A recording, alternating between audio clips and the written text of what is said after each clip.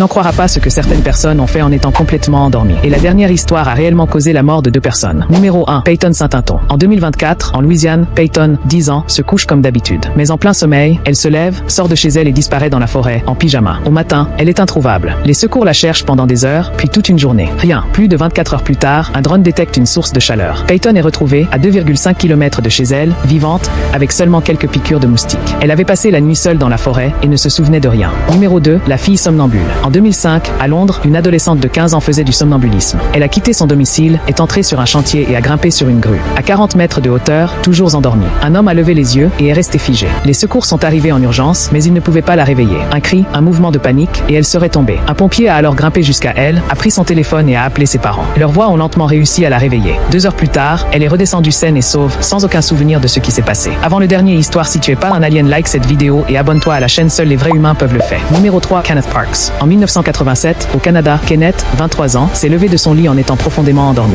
Il a pris une barre de fer, a conduit jusqu'à la maison de ses beaux-parents. À l'intérieur, il a attaqué sa belle-mère, puis son beau-père. Du sang partout. Quelques minutes plus tard, il s'est rendu directement dans un commissariat et a déclaré « Je crois que j'ai tué 2 personnes ». Puis il a ajouté « J'étais endormi ». Les médecins ont affirmé que son cerveau était bloqué en sommeil profond. Aucun contrôle, aucune conscience. Le jury l'a cru. Kenneth est ressorti libre.